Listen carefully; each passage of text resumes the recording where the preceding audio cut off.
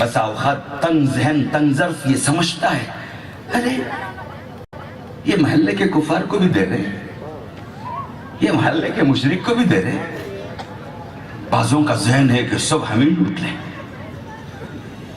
سب ہمارا ہی جیب بھرے، دوسرے مولوی کو کچھ نہ ملے سب مجھے ملے.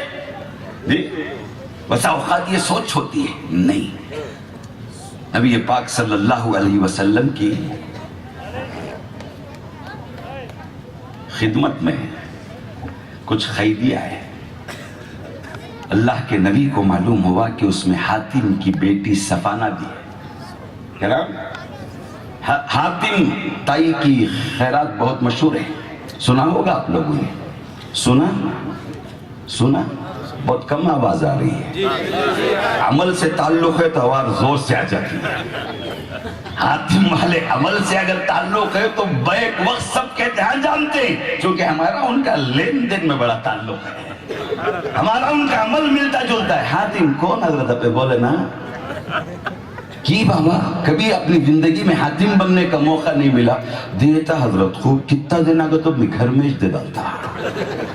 گھر میں اللہ کہتے ہیں المخلوق، اللہ کے رسول کہتے ہیں المخلوق و عیال اللہ. ساری مخلوق اللہ کا کنبہ ہے. جو اللہ کے کنبے اور اس کے گھرانے کے ساتھ رحم و کرم کرتا ہے، آسمان والا زمین والوں پر رحم کرتا ہے. حاتم کی بیٹی آئی، اللہ کے نبی کو معلوم ہوا. اللہ کے نبی صلی اللہ علیہ وسلم نے بڑی عزت اور بڑے اکرام کے ساتھ اسے بلایا اور بلا کر کے کہا اچھا آپ حاتم کی بیٹی ہو؟ ہاں یا رسول اللہ. کیا چاہتی ہو؟ میں چھٹکارا ہونا چاہتی ہوں، میں قیدی بن کر کے نہیں رہنا چاہتی ہوں، مجھے آپ آزاد کر دیں. فرمایا تیرا باپ انسانوں کا ہمدرد تھا، تیرے ساتھ ہم رحیمانہ سلوک نہیں کریں گے تو پھر کس کے ساتھ کریں گے؟ ضرور ہم تجھے آزاد کرتے ہیں.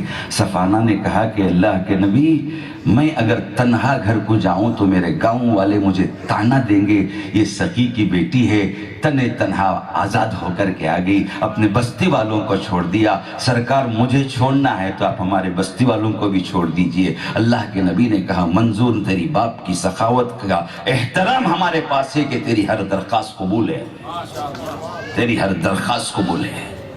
بستی والوں کو چھوڑ دیا.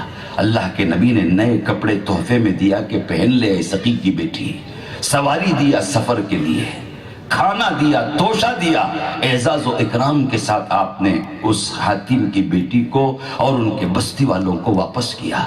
جب یہ لوگ بستی والے سنتے تھے کہ قید ہو کر کے چلے گئے ہیں، اب پتہ نہیں ان کے قتل کی خبر آئے گی یا جن کے بدلے کی خبر، ان کے فدیے کی خبر آئے گی. بستی والے پریشان ہیں، لیکن یہ حاتم کی بیٹی اپنے گاؤں والوں کو لے کر کے جب داخل ہوتی ہے تو حاتم کا بیٹا عدی ابن حاتم بہت خوش ہو کر بہن کا استقبال کرتا ہے اور بہن سے پوچھتا ہے کہ بہن سے پوچھتا ہے اے بہن، اے صفانہ، جس شخص کے جن لوگوں نے تم قید کر کے جس سردار کے پاس، جس نبی کے پاس تم کو لے کر گئے، اس کے بارے میں تمہارا تبصرہ کیا ہے؟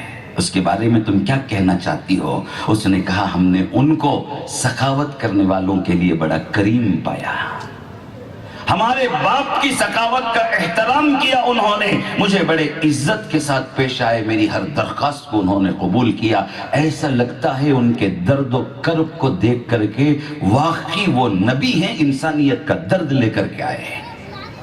عدی نے سواری لیا. عدی بن حاتم نے اللہ کے نبی کی خدمت میں حاضر ہوا اور اللہ کے رسول صلی اللہ علیہ وسلم کو یہ بات پہنچائی گئی حاتم کے بیٹے عدی آئے ہیں. ابھی صفانہ کو آپ نے چھوڑا، وہ گھر جا کر کے قبر دیا ہے. ان کی بہن آئی ہیں آج آپ کے پاس، ان کا بھائی آیا ہے آج آپ کے پاس ملنے کے لیے. اللہ کے نبی صلی اللہ علیہ وسلم نے بلایا اور بلا کر کے اپنے مسند پہ بٹھایا، خود نیچے بیٹھ گئے.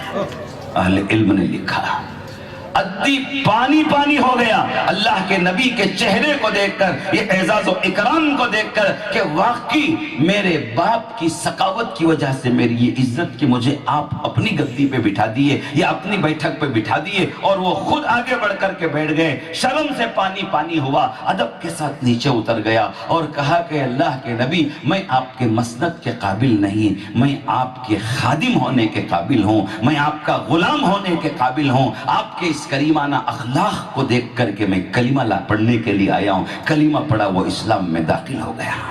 دوستو عرض کرنے کا مطلب یہ ہے کہ یہ غیر مسلم سخی کی یہ عظمت ہے، ہمارے آقا کے نظر میں اپنی امت کی سخیوں کا کیا مقام ہوگا، اندازہ لگا لو۔